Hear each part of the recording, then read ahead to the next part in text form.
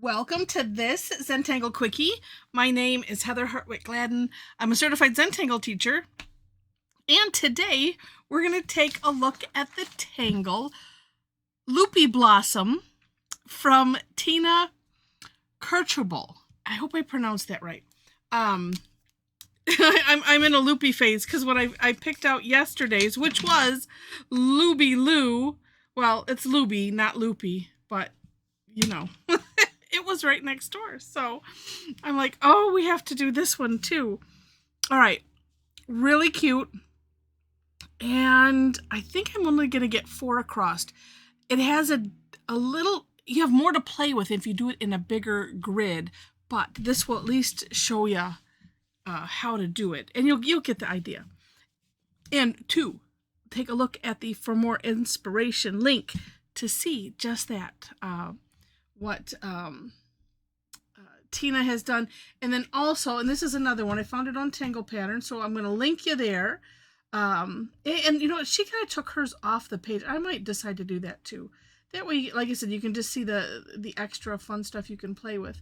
But then also, yes, of course, on Tina's site there. So I'll put both of those links in. And yeah, so you can have fun with it. All right. So this starts off with a dot grid, but it needs to be maybe a little further apart than you would think because we're going to put some things in the middle of it. So I'm going to, all right, and I'm just going to push my pen in like that. You can see that. Yes, you can. All right, let's see if I can get 4. Oh, good. Okay, and then let's see if I can get 4 coming down this way. I kind of got used to a distance of moving my hand, sort of. Yeah, it's going to be a little bigger at the bottom. It'll be all right. Okay. This, I have to be careful because I can wreck a nice good pen with it. By pushing in, especially sideways.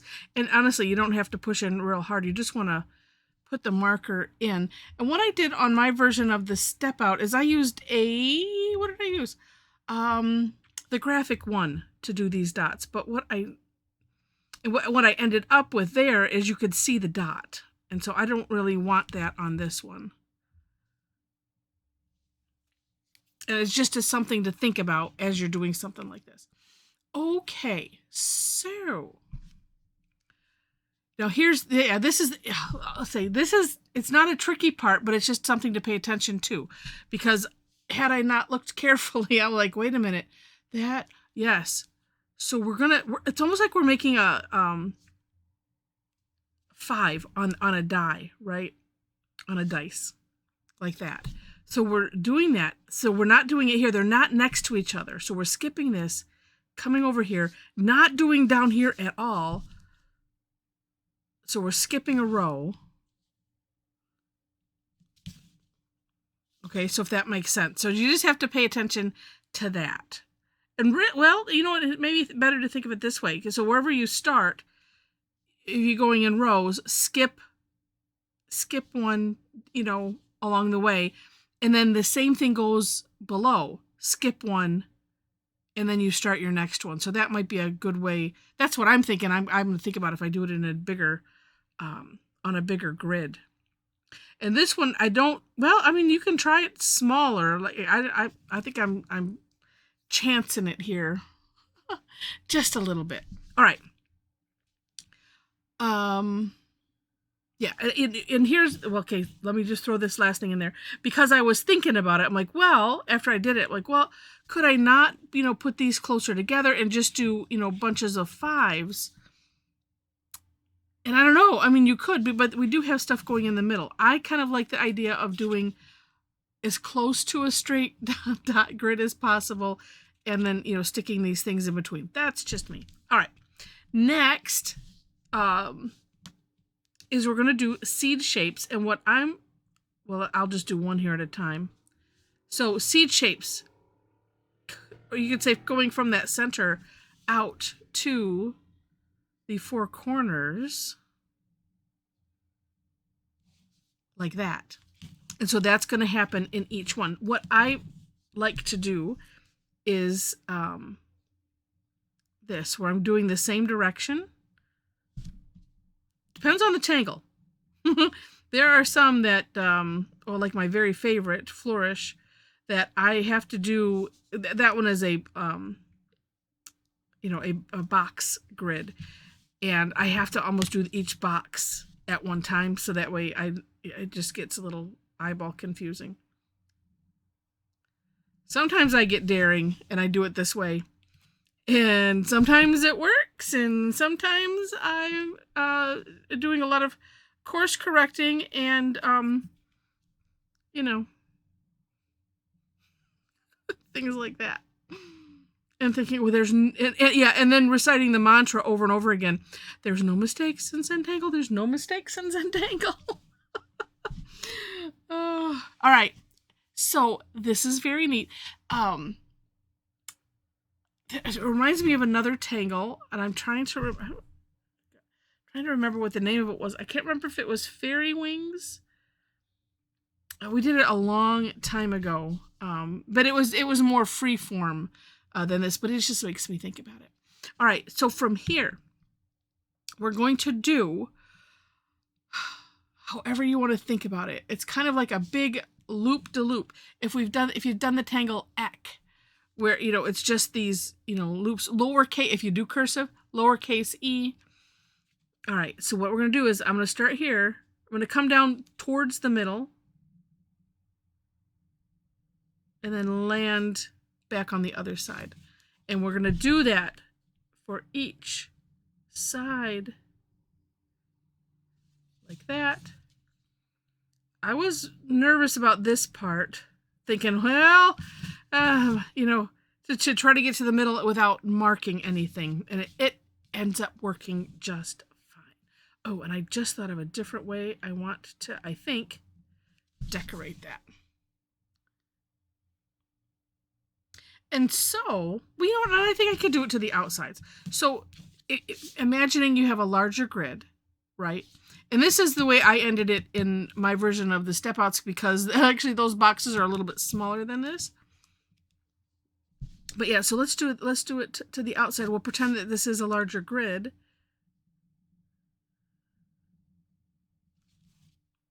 And that's what makes an extra neat pattern.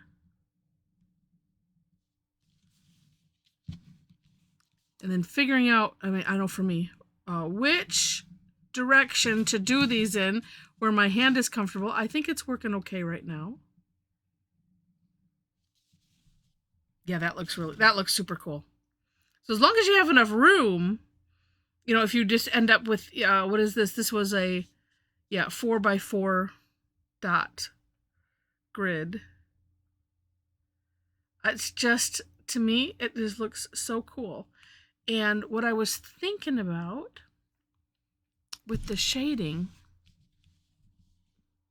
because this is where you just get to have fun, but because of the way my pen went, I'm gonna emphasize, I think, one side. Ooh, do I want to do the same?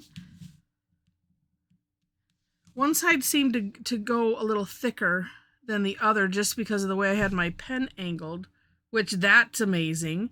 He's like, I want to be able to do that. Like, you watch Maria, tangling, and all up close, and the way, just the way her pen works, it's so amazing. Well, I think I'm going to do, let's at least get these 4 here.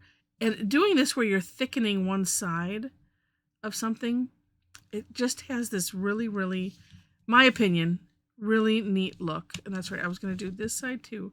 Then I'm debating on the others. It's a little tricky. I would probably be being safer if I was to use a smaller nib, but that's okay. Yeah, and so what my debate was, to do the opposite side or do the same side. I think I'm going to do the same side because it was kind of, you can see this side is thicker than this side, so I just wanted to accentuate that, so I'm going to do it. Sometimes it's good to just do one part. Well, okay, my opinion, to do one part and then decide, oh, do I want to do that or do I not want to do that?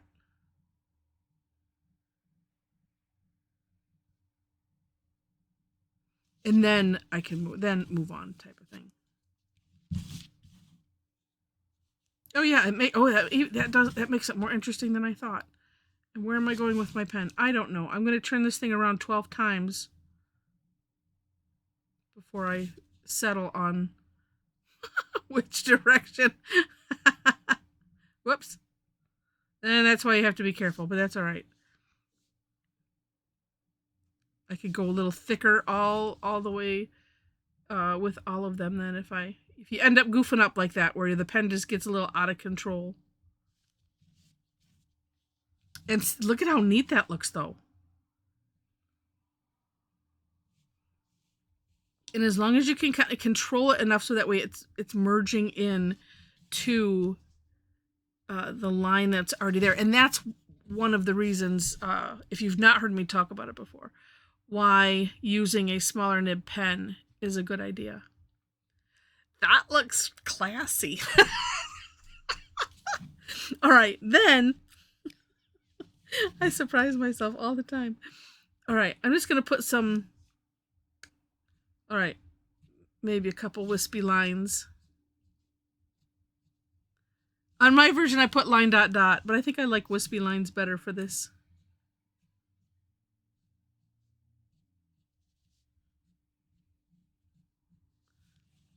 Don't know why.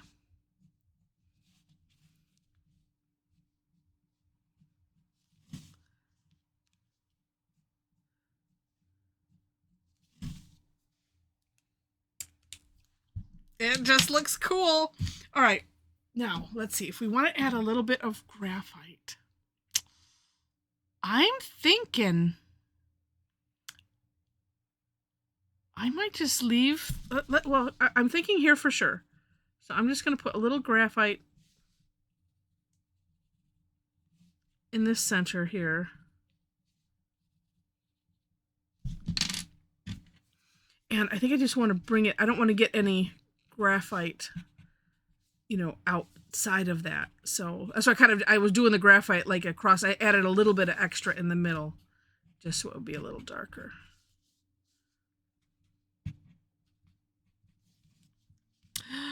Yes. Okay. Honestly, you could just leave it like that. I think I'm gonna. One of the things that I think both of them did was you could aura in these sections. That's what I see, but I think I like it just like it is. So I'm going to leave it. And up to you how you want to do yours. You're the boss of your tangle. All right. Oh, it's just so neat. All right, well, I hope you enjoyed this.